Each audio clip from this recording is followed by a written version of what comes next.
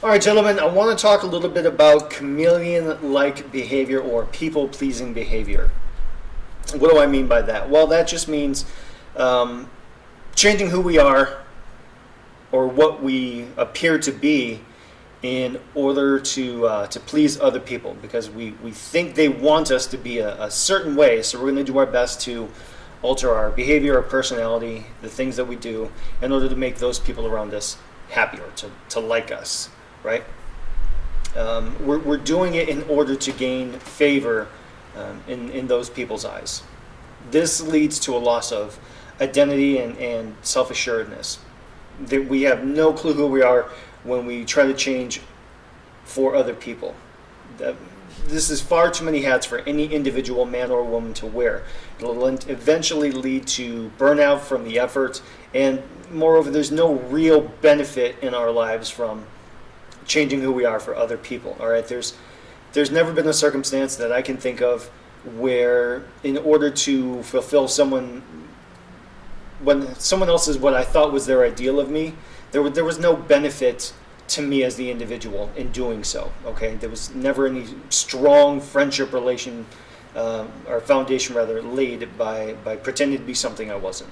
So what's the driving force behind this chameleon-like or people-pleasing behavior? Well, at the crux of it, it's because we don't think anyone is going to like us for who we actually are. So in order to get liked, we change who we are to what we think people want us to be. What do we do? Let me back up, actually.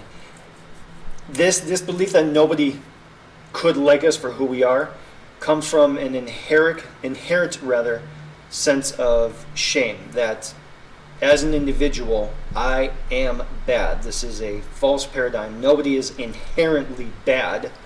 There's probably some psychopaths out there that are inherently bad, but for the most part, you guys understand what I'm saying. No one is inherently bad, and if people don't like you for who you are, they don't belong in your life, pure and simple. It's nothing against the other person, it's nothing against you. They know who they want to hang around with, you know who you want to hang around with. There's no need to pretend to be something you're not in order to curry favor with other people. Be who you are.